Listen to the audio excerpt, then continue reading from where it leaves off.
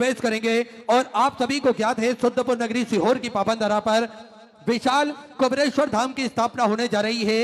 ये एक ऐसा स्थान बनने जा रहा है जो करोड़ों लोगों की आस्था इस धाम से जुड़ी हुई है। निरंतर हम सभी ने देखा किस प्रकार से भक्त आते हैं, अपने मन की अरदास लेकर आते हैं और अपने चेहरे पर खुशी की एक लकीर खींच कर ले जाते हैं, क्योंकि कुबेर भंडारी की कृपा ही इतनी भारी है जो निरंतर भक्तों पर विद्यमान होती है। भक्त आते तो हैं रोते हुए, लेकिन जाते हैं यहां से खुशी खुशी। और हम सभी ने देखा है किस प्रकार से उस धरा का महत्व इतना ज्यादा है कि कई लोगों के बिगड़े कार्य बन जाते हैं। देखिए, भोलेनाथ पर विश्वास हो और निरंतर हम महादेव के चरणों में शीश झुकाते रहें तो उसकी कृपा दृष्टि के साये में लंगड़ा चलने लगता है, गूंगा बोलने लगता है, और निरंतर जो अभावका व्यक्ति रहता है उसके भी भाग्य खुल जाते हैं। इसी कृपा है निरंतर मेरे भोलेनाथ की जो सभी भक्तों पर, सभी जीव पर विद्यमान होती है। और हम सभी ने देखा है उस धरा का महत्व हम सभी ने जाना है।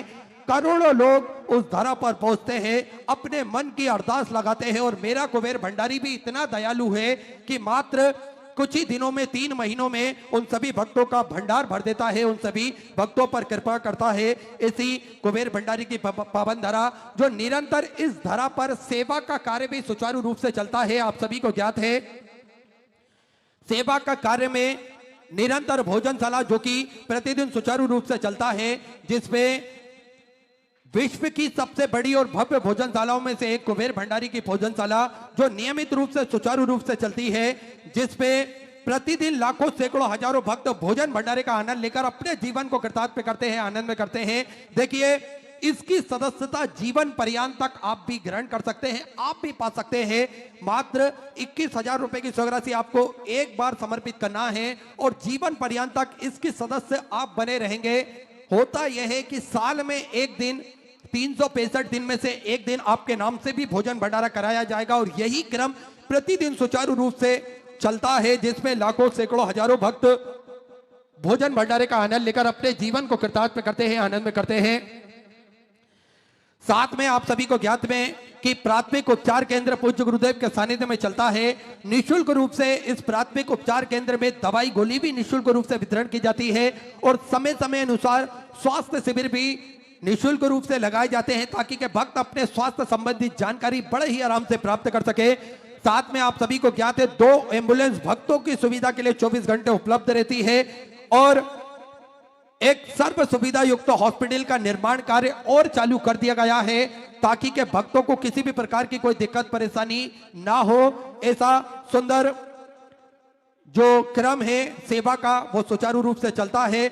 251 कमरों की यो भव्य विशाल धर्मशाला बनने जा रही है, उसका निर्माण कार्य बढ़ाते हुए पूज्य गुरुदेव के आदेश अनुसार 100 कमरों का और इजाफा करते हुए 351 कमरों की यह भव्य विशाल धर्मशाला बनेगी, जिसके अंतर्गत लगभग 15 से 16 बड़े बड़े हॉल भी बनाए जाएंगे।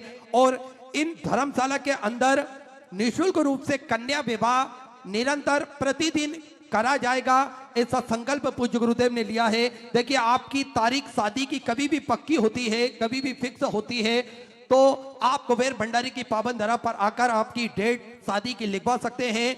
इसके बाद में संपूर्ण व्यवस्था जो करना है वो पूज्य गुरुदेव के सानिध्य में, श्री विठलेश सेवा समिति के सानिध्य में होगी, वो भी पूर्णतः निःशुल्क।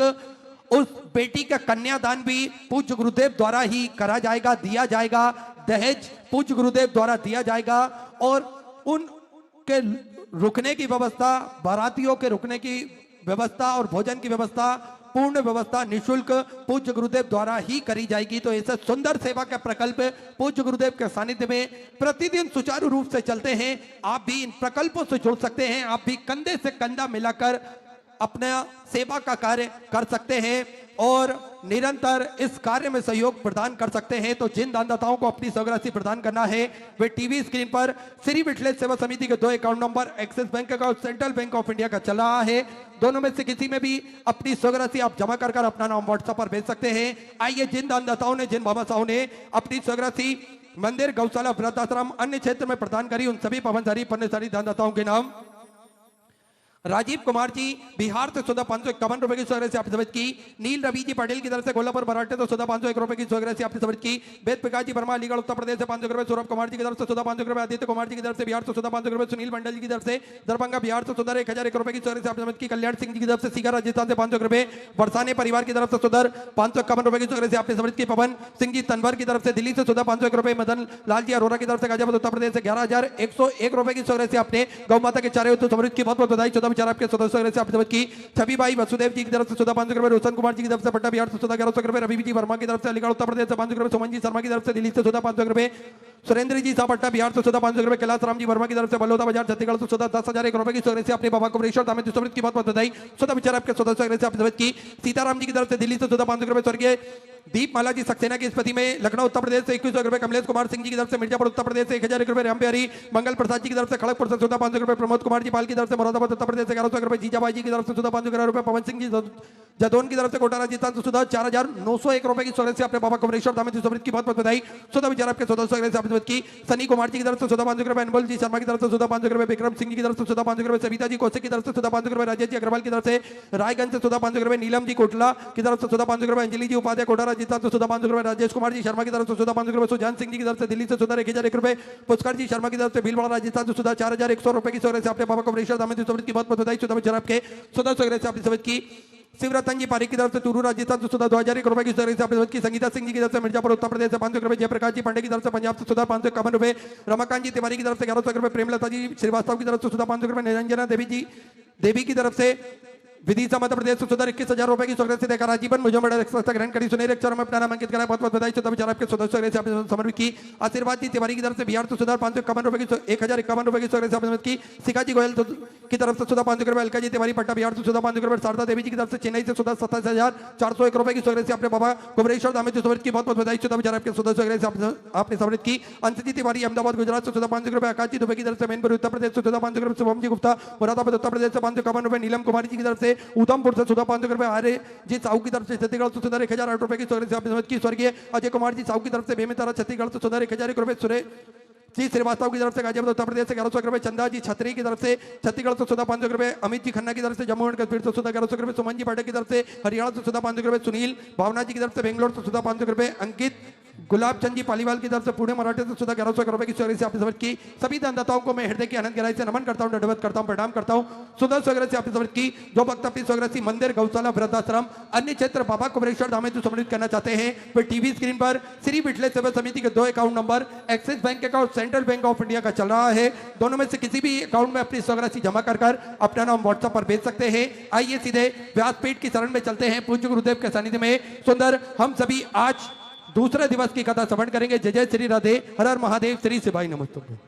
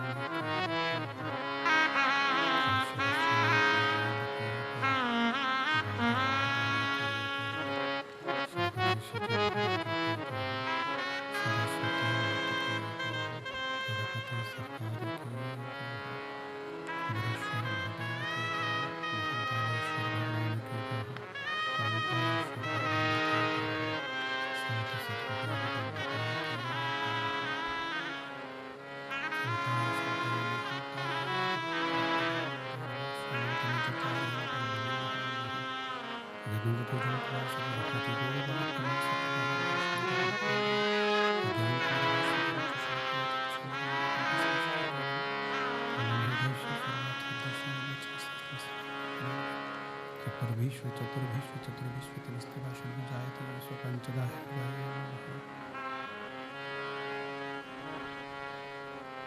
बोले विश्वनाथ भगवान की जय हो, वैष्णो देवी की जय हो।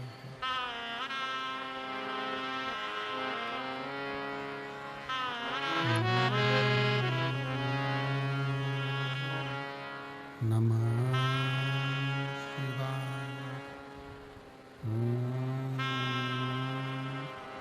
नमः शिवाय।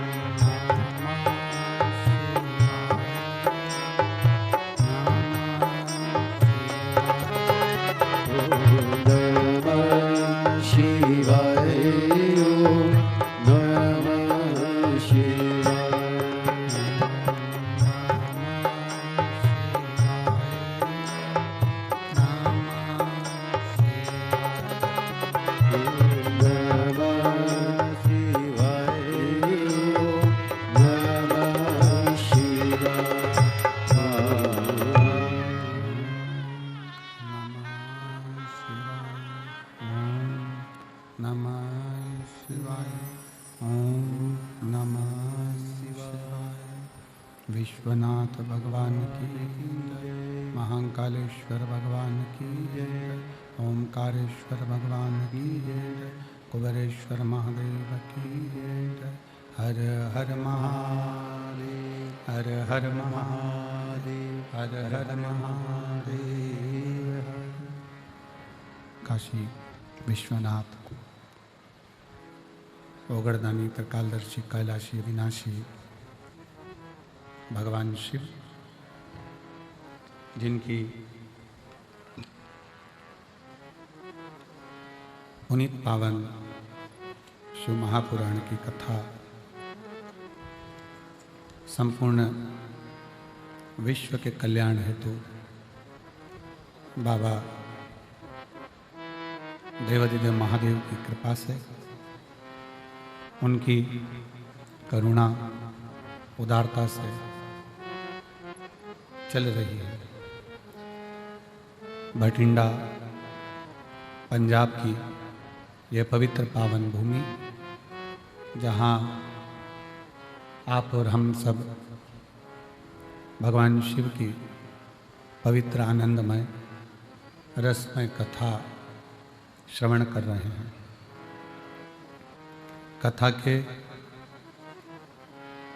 मुख्य यजमान श्री अमरजीत सिंह जी मेहता, अध्यक्ष Punjab cricket association, Shrimati Babita ji Mehta, Shri पदमजीत Singh ji Mehta, mayor Bathinda, सपना जी मेहता, बठिंडा पंजाब। एक बार जोरदार ताली बजाकर यजमान परिवार के लिए साधुवाद। शिव कृपा से, भगवान शंकर की उदारता से, उनकी करुणा, उनकी दया से प्रेशर बढ़ाओ। ये पवित्र पावन शिव महापुराण की कथा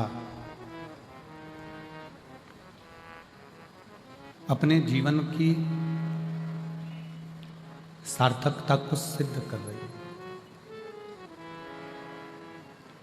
और तेरी कृपा बिना ना हिले एक भी अणु, लेते हैं श्वास तेरी कृपा से तनु तनु। बखान क्या करूं मैं राखों के ढेर का, चपटी बहुत में है खजाना कुबेर का। हे गंगाधार मुक्ति द्वार ओमकार तू, भोले ओमकार तू। आयो शरण तिहारी शंभु तार तार तू। बखान क्या करूं मैं राखों के ढेर का, चपटी भभूत में है खजाना कुबेर का। हे गंगाधार मुक्ति द्वार ओमकार तू, भोले ओमकार तू। आयो शरण तिहारी शंभु तार तार तू। शिव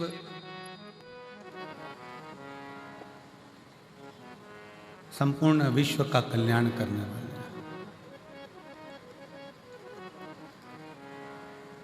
बस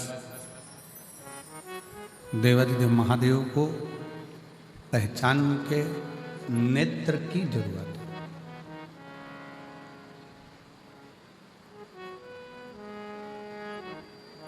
एक लंबा चलना है ना, बहुत दूर तक अगर जाना है, बहुत लंबा चलना है, और जूता भी आप पहने हुए हो,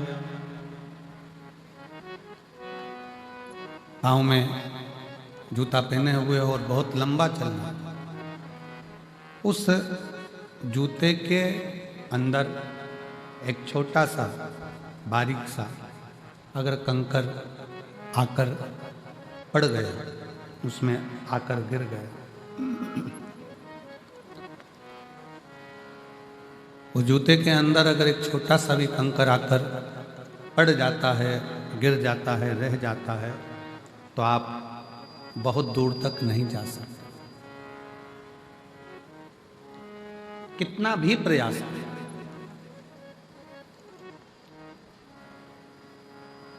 बहुत लंबा चलना है तो कंकर को जूते में से निकाल कर बाहर फेंकना पड़ेगा। उसी तरह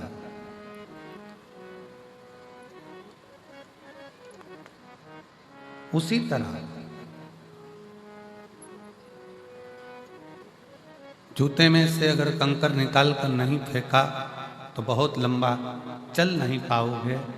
जिंदगी भी ऐसी ही है, मन में से अगर अहंकार निकाल कर नहीं फेंका तो मंजिल तक नहीं पहुंच पाओगे।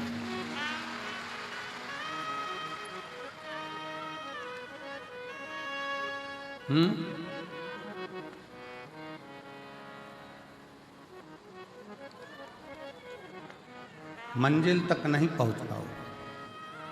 जूते में से कंकर का निकालना जरूरी है और मन से अहंकार का निकालना जरूरी है। शिव जी ने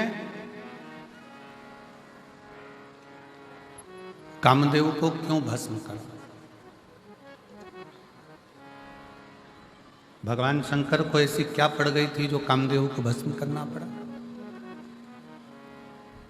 मेरे शंकर भगवान कामदेव को भस्म नहीं करते, पर कामदेव के अंदर अहंकार इतना आ गया था कि भगवान शंकर को कामदेव को भस्म करना ही पड़ा। अहंकार में तीन गए, धन, वैभव और वंश। ना मानो तो देख लो रावण, कौरव और कंस, ये तीनों अहंकार में चले जाते हैं। इन तीनों का वंश पूरा अभिमत्ता में मिट जाता है, पूरा अभिमत्ता।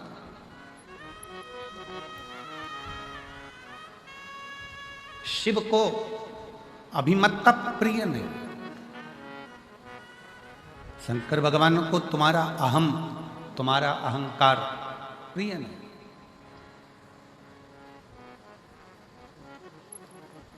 आप अपने जीवन में हम श्री अमरजीत सिंह जी मेहता जी को इस चीज़ के लिए धन्यवाद देंगे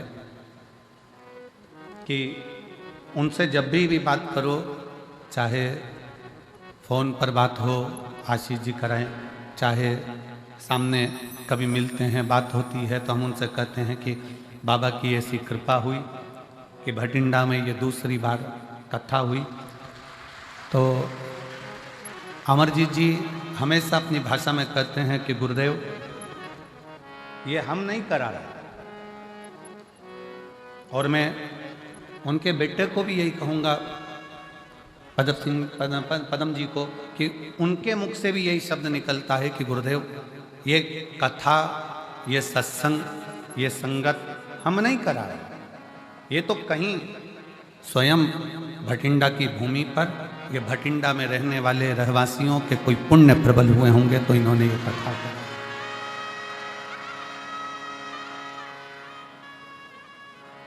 ये किसी साधारण व्यक्ति के बस का विषय है ही नहीं। शिवपुराण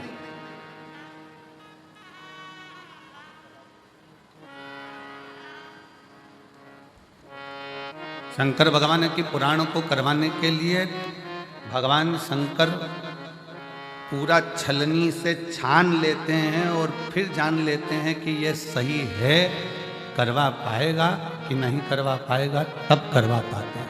शिव है।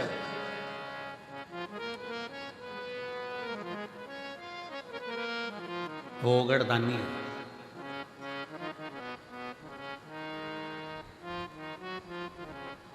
जब बात करो अमरजीत जी से, वो एक ही बात कहते हैं मेहता जी की, गुरुजी बाबा करा रहे हैं, करा रहे हैं।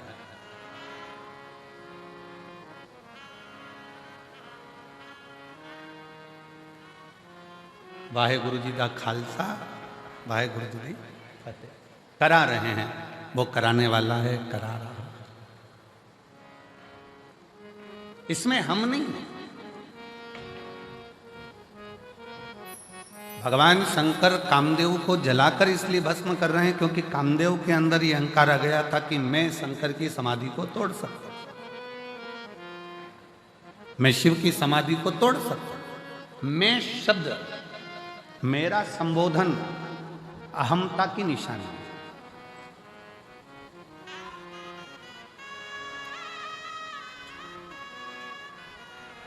जिस दिन आपके अंदर, कल कथा में कहा था कि जिस दिन आपके अंदर ये आ जाएगा कि मैं दुकान कर रहा हूँ, मैं मकान कर रहा हूँ, मैं गाड़ी चला रहा हूँ, मैं घर चला रहा हूँ, मैं परिवार चला रहा हूँ, मैं रिश्ते निभा रहा हूँ, समझ लेना कि उस दिन अब तुम्हारा थोड़ा थोड़ा डाउन होना चालू हो गया। कामदेव ने अपनी भाषा में कह दिया कि मैं शिव की समाधि को तोड़ सकता हूं,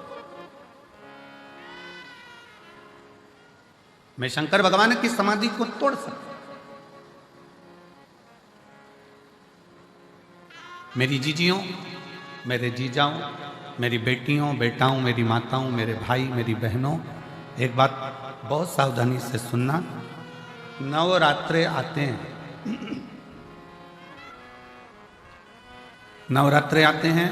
नवरात्रे में आप माता रानी के व्रत कर लेते हो, जोत जला लेते हो, माता रानी का व्रत करते, उपास करते, जागरण करते, जोत जलाते, पूजन करते, निवेदन करते। और अभी फिर चैत्री नवरात्रे आएंगे, आप फिर आराधना करोगे, फिर साधना करोगे, फिर जोत जलाओगे, फिर माता रानी को याद करोगे, फिर व्रत रखोगे। आप कितने भी व्रत करो, आप कितनी भी जोत जलाओ, आप कितना भी जागरण करो, पर 4 लोगों के सामने जाकर ये कभी मत कहना कि मेरे जैसा व्रत कोई नहीं कर सकता, मेरे जैसा जागरण कोई नहीं कर सकता, मेरी जैसी जोत कोई नहीं जला सकता। ये अभी मत कहो।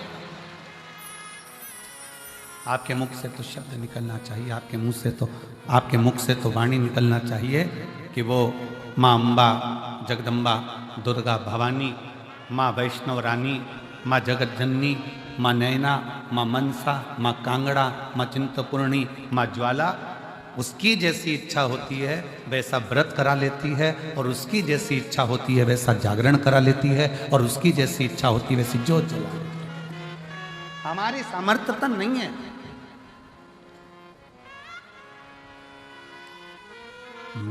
मेरा आपकी कृपा से सब काम हो रहा है, मेरा आपकी कृपा से सब काम हो रहा है।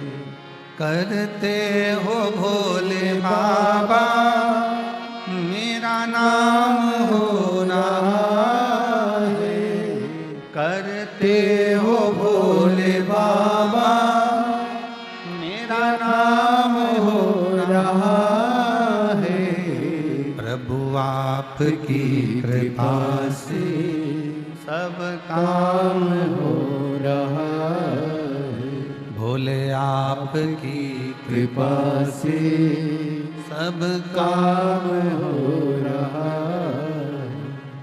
हमारा अहम हमें त्याग है, हमारी अभिमतता हमें त्याग है, हमारे भीतर का अहंकार हमें त्याग है।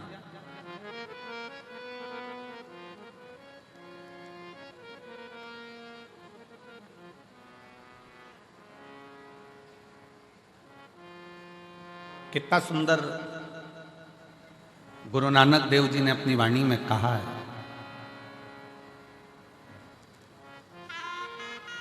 कि जब संगत आवे, जिस समय पर दरवाजे पर कोई संत, कोई साधु, कोई सन्यासी, कोई तपस्वी, कोई साधक, कोई उपासक, कोई भक्त, कोई दीन, कोई दुखी तुम्हारे दरवाजे पर आवे, गुरु नानक देव जी अपनी वाणी में कहते हैं कि उस रब की सेवा से बड़ी सेवा होती है किसी गरीब को, भूखे को भोजन कराने की सेवा।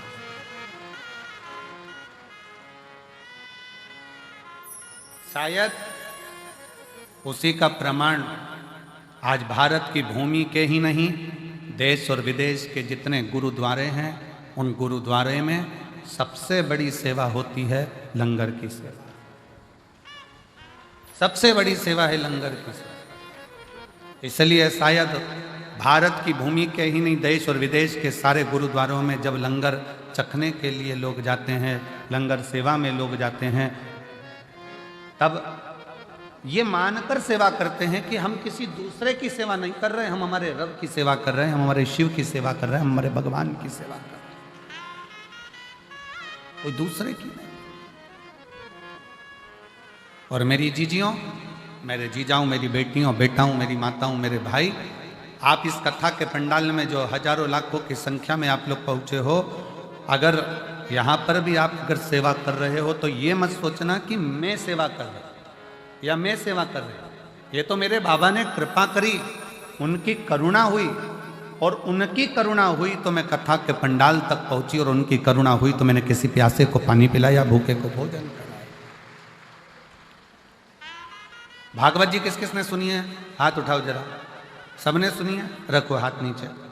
भागवत सुनी होगी तो उसमें एक प्रसंग आता है भगवान सुदामा और भगवान कृष्ण का।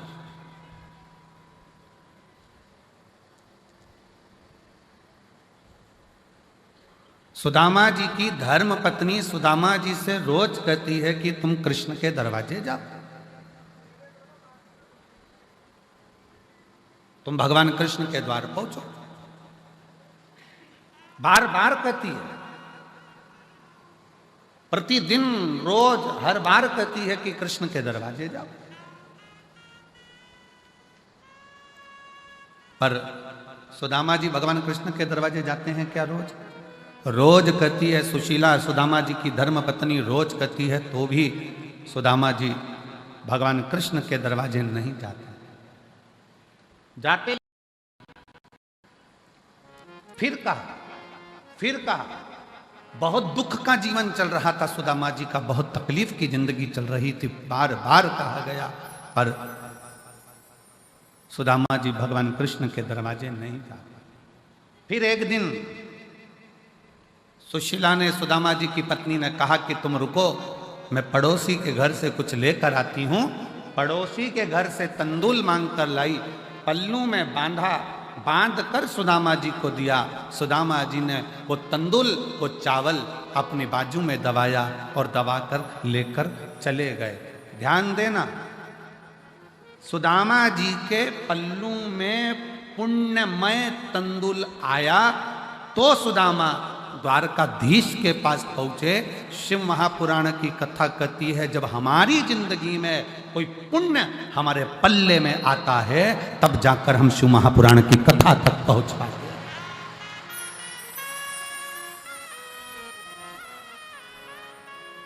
यहां पर कई मेरी भटिंडा की जीजियां बैठी हुई हैं जिनके मन में बहुत दिन से मन में उमंग आ रहा था, भटिंडा में कथा होना चाहिए, पंजाब में कथा होना चाहिए। महाराज जी हरियाणा तक तो आते हैं, थोड़ी सी बाउंड्री पार करके यहां नहीं आ सकते? हमारे पंजाब में भी कथा होना चाहिए, हमारे पंजाब में भी कथा होना चाहिए। कितना कितना कोई पुण्य पल्ले में आया, पुण्य पल्ले में आया। हम पिछली बार जब कथा कर यहाँ से गए भटिंडा पंजाब से, तो हमने श्रीमती बबीता मेहता जी से, अमर सिंह जी की धर्मपत्नी जी से एक बात यहाँ से जाते समय हमने कहा माता जी कहीं कोई पुण्य, भाभी जी आपके मायके के, ससुराल के और आपकी 71 पीढ़ी के कोई पुण्य प्रबल हुए होंगे जो भटिंडा में आपने ये शिव महापुराण की कथा करवा ली। कोई पुण्य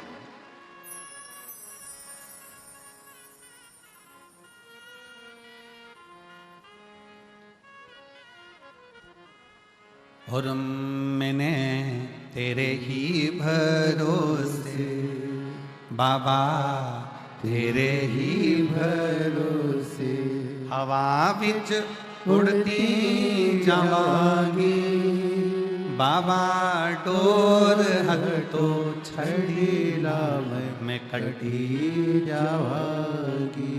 भोले मैं तेरी पतन, शंभो मैं तेरी पतन, हवा बिच उड़ती जावांगी बाबा, डोर हटो छड़ीला मैं कटी जावांगी। कोई पुण्य हमारे प्रबल होंगे।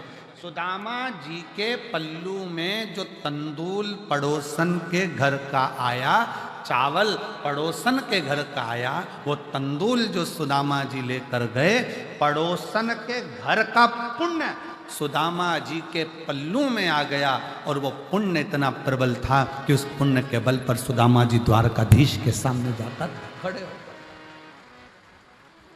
हमको इधर पंजाब का तो नहीं मालूम, पर हमारे मध्य प्रदेश में एक रीति चलती है कि दिवाली के समय पर, होली के समय पर, बैसाखी के समय पर, लोहड़ी के समय पर हमारे उधर ऐसी रीत चलती है कि हमारे घर से मिठाई दूसरे के घर जाती है और दूसरे के घर से मिठाई हमारे घर आती है। अब हमें पंजाब का तो नहीं मालूम, पर हमारे उधर तो ये रीत चलती है। इधर भी चलती है क्या? इधर भी है? अच्छा, फिर तो तुम हमारे जैसे ही और हम तुम्हारे जैसे, ठीक है। मतलब हमारे उधर ऐसी रीत है कि त्यौहार पर, बैसाखी हो, लोहड़ी हो, दीपावली हो, होली हो, उस समय पर संक्रांति हो, मकर संक्रांति, उस समय पर लड्डू जाता है, मिठाई जाती है और मिठाई पड़ोसी के घर जाती है, रिश्तेदार के जाती है, फिर वहां से भी हमारे यहाँ आती है।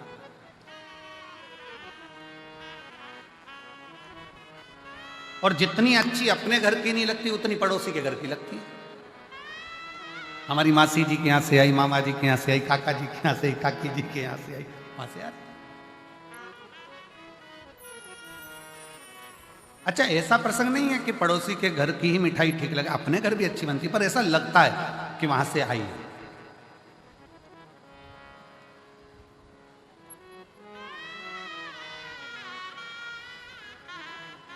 और कभी कभी वो एक प्रसंग याद आ जाता है ना कि वो एक लड़के के पिताजी मर गए। लड़के की मां ने कहा, बेटा चल हरिद्वार में चल के पिंडदान करना।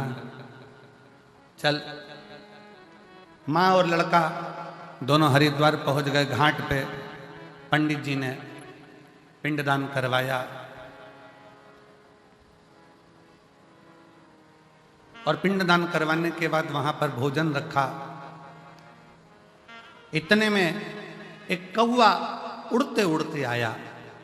लड़के ने अपनी माँ से कहा, माँ देखो, हमने सुना है कौवे के रूप में पितर आते हैं, आज मेरे पिताजी देखो कौवे के रूप में उड़कर आ रहे हैं। माँ बोली, हाँ बेटा, ये तो सही है कि पिताजी भोजन लेने आ गए।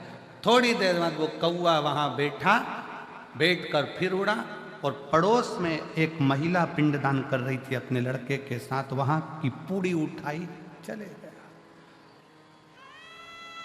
बेटा बोला, देखो माँ, कौवे ने पास में से पूड़ी उठा ली पर अपनी पूड़ी नहीं उठाई। इतने में माँ रोती रोती बोली, पक्के में तेरा ही बाप है, पक्के में तेरा ही बाप है। कभी उनको अपने घर का पसंद ही नहीं आया, जब भी खाया पड़ोसी के घर खाया। ये तेरा ही बाप है, ये निश्चित हो गया, ये पक्का हो गया।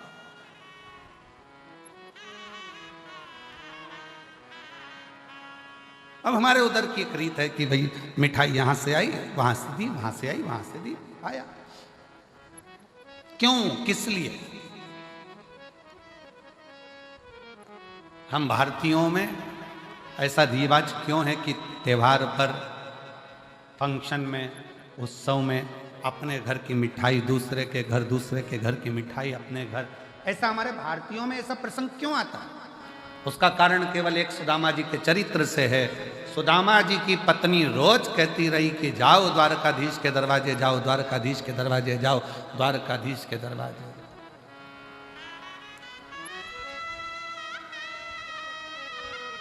और सुदामा रोज विचार करते हैं कि जाऊंगा। अच्छा, सुदामा जी की पत्नी जैसी दुनिया में किसी की पत्नी भी नहीं हो सकती। कथाकारों भले सुदामा जी की पत्नी को थोड़ा सा गुस्सेल बताते हैं, क्रोधीला बताते हैं, पर शिव महापुराण की कथा कहती है सुदामा जी की पत्नी जैसी दुनिया में कोई पत्नी नहीं हो सकती, जो अपने पति से रोज कहती है जाओ द्वारकाधीश के दरवाजे जाओ, जाओ द्वारकानाथ के दरवाजे जाओ, जाओ द्वारकाधीश के दरवाजे जाओ। दुनिया में ऐसी पत्नी कम होती हैं जो अपने पति को रोज भगवान शंकर के मंदिर भेज दे। दुनिया में ऐसी पत्नी कम होती हैं जो रोज अपने पति को भगवान के दरवाजे पर भेज दे, सत्संग में भेज दे। सुबह से सुदामा जी की पत्नी उठती थी और रोज कहती थी द्वारकाधीश के पास जाओ, और एक आज की पत्नी सुबह से उठते से कहती है जाओ दूध की थैली लिया।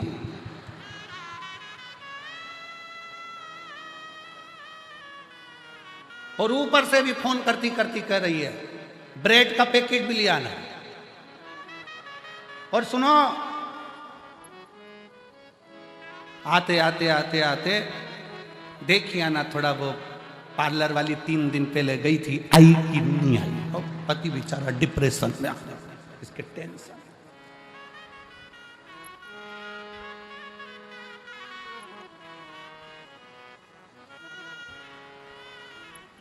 सुदामा जी की पत्नी रोज कहती है, पर सुदामा जाते नहीं है। शिव महापुराण की कथा कहती है, जब तक पल्ले में पुण्य एकत्रित नहीं होगा तब तक भगवान के दरवाजे, सत्संग में गुरु के दरवाजे तब तक आप नहीं पहुंच सकते जब तक आपके पल्लू में पुण्य ना हो। इसलिए हमारे भारतीयों में रीत है, पड़ोसी के घर से मिठाई आती है, हम पड़ोसी के घर मिठाई देते हैं कि हो सकता है हमने जितना भजन करा हो, हमने जितना पुण्य करा हो, उससे 4 गुना ज़्यादा भजन पुण्य किसी पड़ोसी ने करा होगा, तो उसका पुण्य हमारे खाते में आएगा और हम भी पार उतर जाएंगे। इसलिए उसकी रीत हमारे यहाँ आजमाई।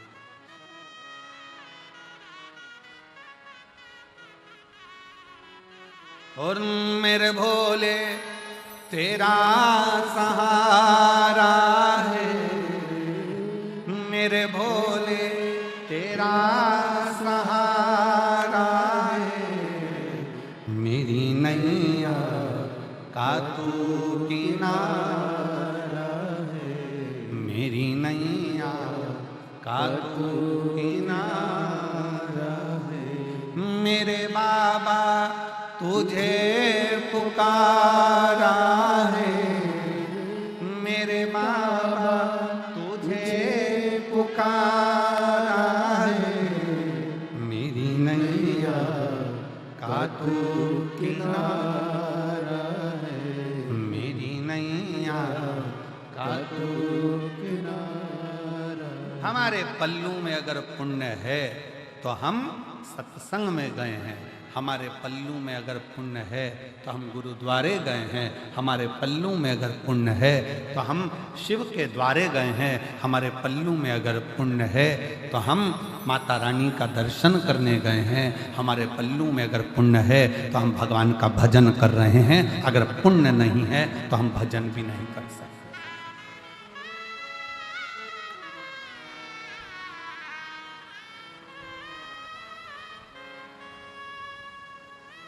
पुण्य अपने पास।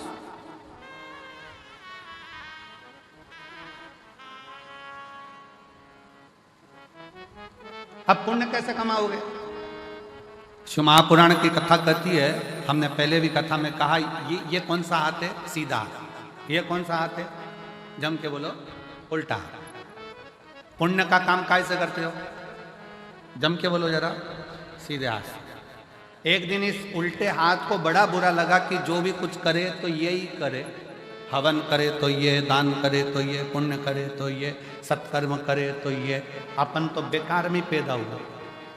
इस उल्टे हाथ को थोड़ा सा बुरा लगा। एक बहू अगर सब काम करे तो दूसरी बहू को तो बुरा लगता ही है कि बताओ, सास एक ही एक को पूछ रही है, सास एक ही एक को काम बता रही है, हम तो बुरे, हमारा क्या काम। इस हाथ को बड़ा बुरा लगा कि मैं काहे के लिए पैदा हुआ, क्या काम का मैं, जब सीधा ही सीधा हाथ सब काम करे, हवन करे, पूजन करे, अर्चना करे, दान करे, भोजन करे, सब कुछ करे, सीधे हाथ से करे, ये उल्टा तो किसी काम का नहीं है। एक दिन ये उल्टा हाथ एक गुरु के पास पहुंच गया और गुरु जी से कहा, गुरुदेव, भगवान ने मुझे पैदा ही क्यों करा, मैं किसी काम का ही नहीं हूँ, सारा पुण्य तो इसके खाते में जा रहा है, मैं करूं तो करूं क्या। इतने में गुरु ने कहा, चिंता मत कर, तेरा नाम उल्टा हाथ है, मतलब तू किसी काम का नहीं है, फिर भी अगर तू एक काम कर, जो सीधा हाथ काम करे ना, तो तू इसको टच कर लिया कर, टच करेगा तो वो पुण्य के साथ तुझे भी थोड़ा थोड़ा पुण्य मिलना प्रारंभ हो जाएगा और तेरा कृतार्थ, तेरा कल्याण हो जाएगा। ये आप सब लोग क्या कर रहे हो? अगर अमरजीत सिंह मेहता जी कथा करा रहे हैं या उनकी पूरी टीम कथा करा रही है तो उनके साथ सब मिलकर क्या कर रहे हो? थोड़ा थोड़ा टच कर कर, भैया कराओ, भैया होन दो, भैया हम भी करेंगे सेवा, भैया हम भी करेंगे। ये सब एक दूसरे को टच करा तो तो वो कहते हैं ना कि डीपी से कनेक्शन चला और डीपी से कनेक्शन चलते चलते चलते चलते सारे बल्ब जल गए। उसी तरह आपकी भी जिंदगी का उजाला आपने स्वयं कर लिया, स्वयं।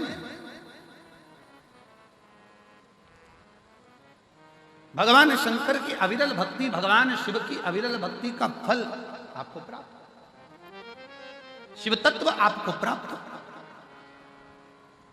और शंभु शरणे मांगू घड़ी रे दुख काटो दया करीने दर्शन आपो।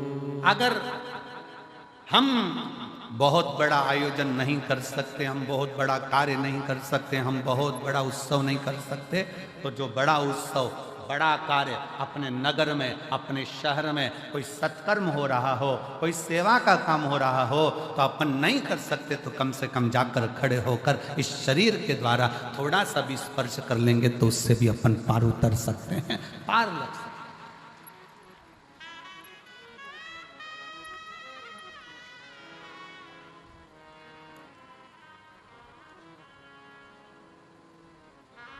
श्रेष्ठ कर्म हमारा हमें परमात्मा तक ले जाता है। श्रेष्ठ कर्म। एक महिला ने लिखा,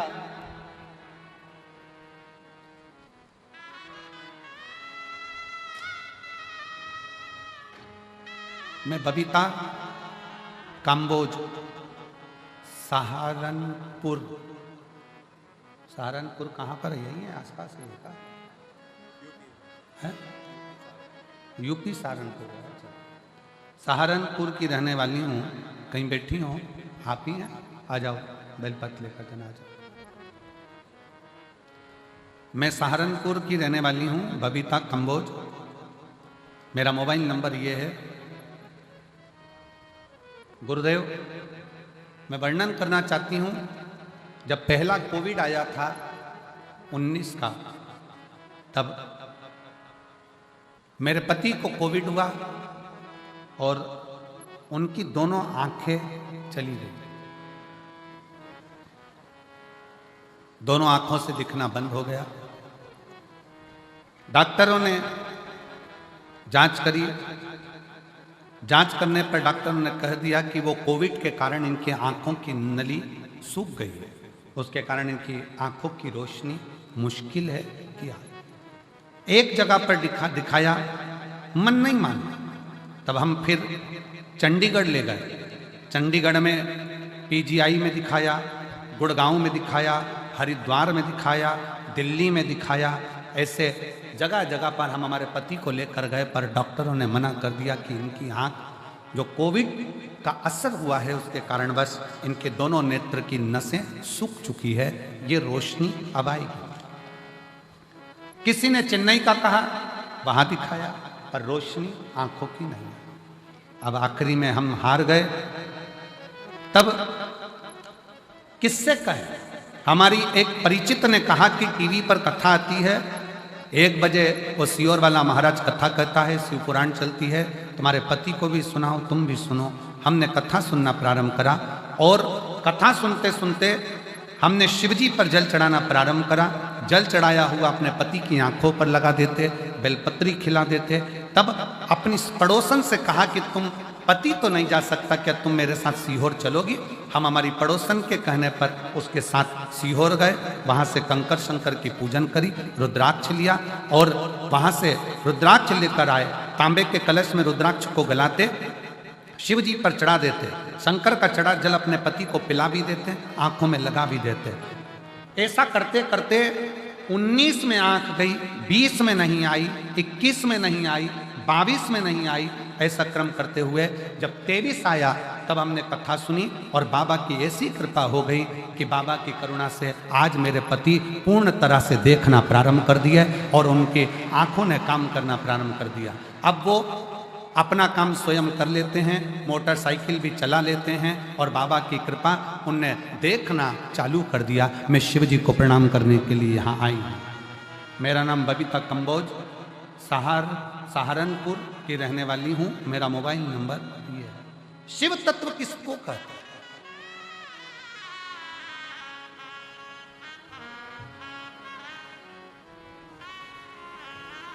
शंकर की भक्ति किसको कहते हैं? शिव की उदारता किसको कहते हैं? कुछ नहीं बने ना। कोई अच्छा काम कर रहा है, कोई यज्ञ कर रहा है, कोई अनुष्ठान कर रहा है, कोई पूजन कर रहा है, कोई अर्चना कर रहा है, कोई सेवा कर रहा है। अपन नहीं कर सकते इतना बड़ा आयोजन, अपन नहीं कर सकते कोई अच्छा काम, तो उसके लग कर भैया हम हैं, हम संभाल लेंगे। कोई काम ना दीजिए तो खाली पानी की बोतल हम उठा लेंगे, हम कचरा उठा लेंगे, पर हमें सेवा करना।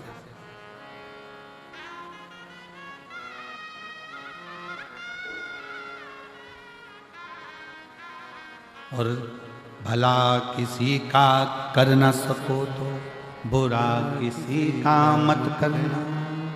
फूल नहीं बन सकते तो फिर कांटे बनकर मत। अच्छा करिए, अच्छी सोच रखिए, अच्छे विचार रखिए।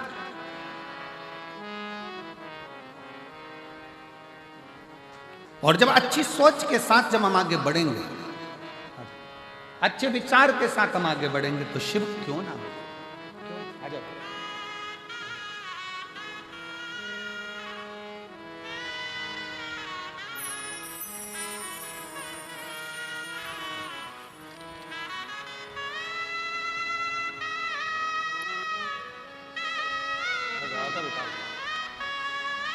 रोते नहीं, अब तो आंखें आ गई बाबा की कृपा है। रोना, आंसू पहले पोछो, आंसू पोछो।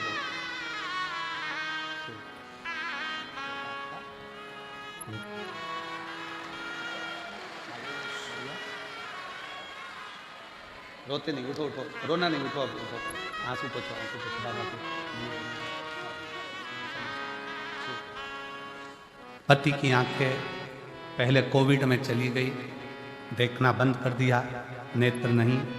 डॉक्टरों ने जवाब दे दिया था, चंडीगढ़ के पीजीआई कॉलेज के, गुड़गांव के, हरिद्वार के, चेन्नई के, दिल्ली के, सब ने मना कर दिया था, आंखें नहीं आएगी क्योंकि नसें सूख गई। पर अरे तेरा ही दिया मैंने खाया पिया है, तेरा शुक्रिया है, तेरा शुक्रिया है। अब वो मोटरसाइकिल भी चलाते हैं, अपना काम भी करते हैं और दुकान भी संभाल लेते हैं। अब उनको पूरा दिखना प्रारंभ हो गया। ये शिव है।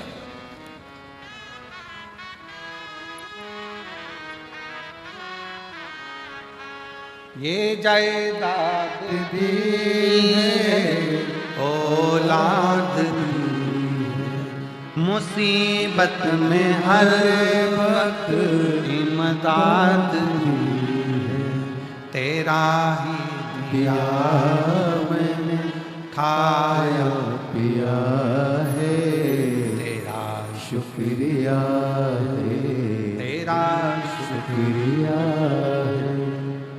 उसकी आराधना करें बिना किसी आडंबर के, बिना किसी दिखावे के।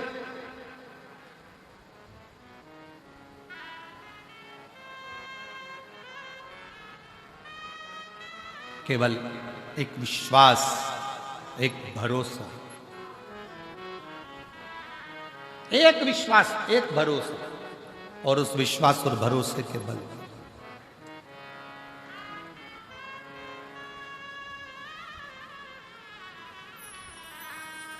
शिव महापुराण की कथा कहती है, पल्लू में अगर पुण्य बंध गया, पल्लू में अगर पुण्य आ गया, खूब अच्छी अच्छी होटलें हैं, खूब बढ़िया बढ़िया होटलें बनी हुई है, बहुत बड़ी बड़ी होटलें बनी हुई है। आप होटल में 24 घंटे खाओ, मना नहीं, मना नहीं। पर यदि अपने नगर में, अपने क्षेत्र में तुम कहीं बाहर गए हो और राह में तुम्हारी जेब में अगर पैसा है तो तुम अच्छी अच्छी होटल में खा सकते हो, पर एक बात याद रखना, पैसा अगर जेब में है तो होटल तक पहुंचोगे, और अगर पुण्य तुम्हारी जेब में है तो तुम गुरुद्वारे तक, शिव के मंदिर तक, शंकर की चौखट तक।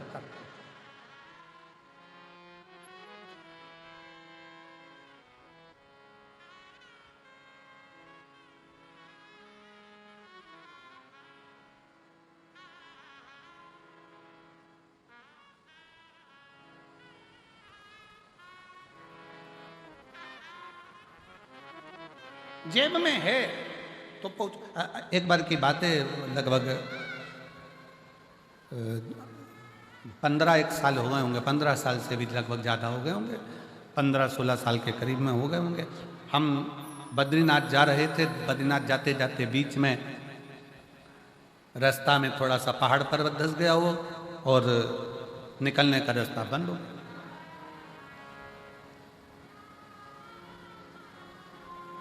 वहीं पंजाब के 2 बेटे, पंजाब के 2 लड़के और मोटरसाइकिल से वो हेमकुंड साहिब जा रहे हैं।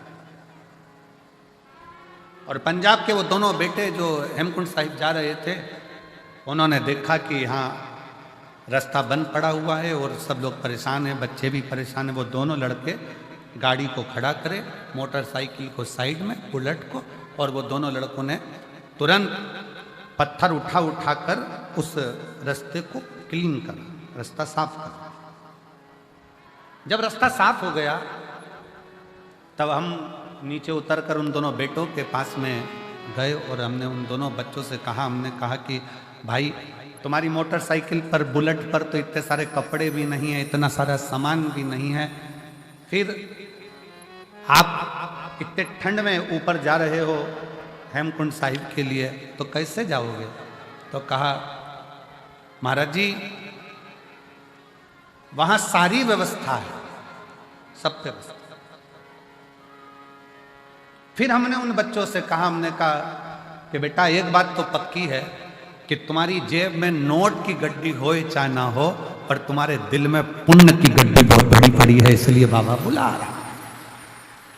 जब पुण्य प्रबल होता है तब जाकर कोई सतमार्ग तक पहुंचता है, पुण्य प्रबल होता है तब कोई अच्छा काम कर पाता है, पुण्य प्रबल होता है तब कोई भूखे को भोजन करा पाता है, पुण्य प्रबल होता है तब किसी के घर में अतिथि मेहमान आते हैं, पुण्य प्रबल होता है तब किसी के दरवाजे पर कोई भूखा पहुंचता है।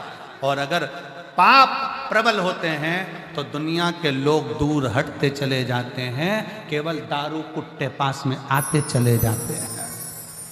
केवल नशा, चाहे वो मदिरा का हो, जुए का हो, व्यसन का हो, स्त्री का हो, किसी भी तरह का नशेला व्यक्ति तुम्हारे से जुड़ते चले जा रहा है और भगवान दूर हटते चले जा रहे हैं। पहले मन करता था जाकर अरदास करने पहुंच जाते थे, पहले मन करता था तो मंदिर तक पहुंच जाते थे, पहले मन करता था गुरुद्वारे तक पहुंच जाते थे, पहले मन करता था तीर्थ तक पहुंच जाते थे। अब भगवान ने धन भी दे दिया, गाड़ी भी दे दी, ड्राइवर भी दे दिया, सत्ता भी दे दी, वैभव भी दे दिया, और भगवान के दरवाजे तक पहुंच नहीं पा रहे हो। समझ लेना कि धन तो बढ़ गया पर पुण्य खत्म होता चले गया, इसलिए परमात्मा दूर हटता चला। आप जितने बैठे हो अपने दिल पर हाथ रखकर बताना, पहले परिस्थिति डाउन थी, थोड़ा परिस्थिति बेकार थी, तब तीर्थ भी बहुत जाते थे, लोग तुम्हारे यहाँ आते भी बहुत थे, मिलने वाले भी बहुत आते थे, रिश्तेदार भी बहुत आते थे, कोई अच्छा काम होता था तो वो सब तुम्हारे यहाँ हो जाता था, पूजन, सत्संग, कथा, हवन, यज्ञ, क्यारी माता की चौकी, जोत आदि आदि सब हो जाता था, वाणी जी हो जाती थी, जो कुछ करना चाहते थे वो सब तुम्हारे घर पर होता था। अब जैसे जैसे घर बड़ा हुआ, महल बड़ा हुआ, गाड़ियां बढ़ी, मोहल्ले में सब कुछ तुम्हारी अटारी हवेली सब बन गई, और धीरे धीरे अब पुण्य का काम कम होता चला जा रहा है। समझ लेना कि हमारा पुण्य समाप्त हो गया, इसलिए हमसे भगवान की पूजन पाठ आराधना संगत भी दूर होती चली जा रही। क्यों हो रही है? वो नजदीक आना चाहिए।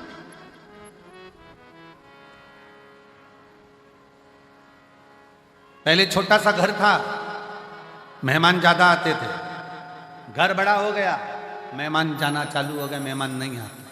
कारण क्या है? घर तो बड़ा हो गया पर दिल बड़ा करना भूल गए, मन बड़ा करना भूल गए। हृदय को बढ़ा रखिए,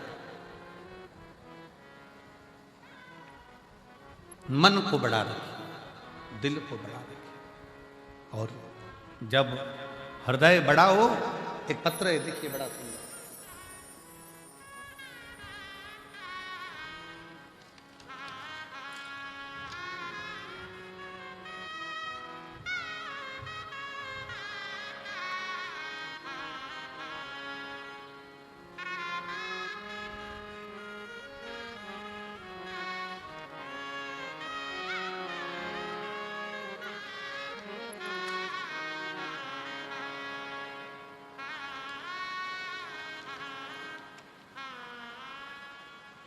मेरा नाम आरती, पति का नाम अखिल, पिता सुरेश कुमार रंगीला। मोबाइल नंबर ये है, निवासी नूरपुरा ढाणी, तहसील सादुल शहर, जिला गंगानगर, राजस्थान से आई हैं। कहीं बैठी हैं? आ जाओ बच्चे को। गुरुजी, एक लोटे जल का मैं क्या वर्णन करूं। मेरी पहली शादी को 7 साल हो गए थे, संतान नहीं थी, तो मेरे बच्चे नहीं हुए। इस कारण मुझे आड़ा टेढ़ा कह कहकर मेरे पति ने और मेरे ससुराल वालों ने मेरा तलाक करा दिया। क्यों? क्योंकि डॉक्टर के हिसाब से मुझे कह दिया गया कि मैं मां नहीं बन सकती, संतान नहीं हो सकती। गुरुदेव, मेरा तलाक हो गया। फिर बाबा से प्रार्थना करी, मेरी दूसरी शादी हो गई। दूसरी शादी होने के बाद गुरुजी फिर 6 महीना, 8 महीना, 1 साल, 1.5 साल, 2 साल निकलते गए, पर संतान का सुख नहीं। आखिरी में वापिस जो मेरा दूसरा विवाह हुआ, तो पति को कई लोग कहने लगे कि छोड़ दे इसको। इसके पहले पति ने भी इसको इसलिए छोड़ा क्योंकि इसको औलाद नहीं, तू भी छोड़ दे। तब डॉक्टरों को दिखाया, डॉक्टरों ने तो मना करा, पर आखिरी में उसी हॉस्पिटल में एक दरवाजे पर एक प्यून खड़ा था। उस प्यून के कहने पर मैंने शंकर को मंदिर में जाना प्रारंभ करा, 1 लोटा जल चढ़ाना प्रारंभ करा, और आस्था चैनल पर जो कथा आ रही थी उस कथा को सुनना प्रारंभ करा। फिर मैं 2024 में भटिंडा पंजाब की कथा सुनने के लिए आ गई। बाबा को झोली पसार कर पंडाल में से कहकर गई, बाबा कहीं मेरा दूसरा तलाक भी ना हो जाए, मुझे औलाद देने की जवाबदारी तेरी है। तब बाबा की कृपा से 5 महीना भी पूर्ण नहीं हुआ और शिव की कृपा से मेरा गर्भ ठहर गया और बाबा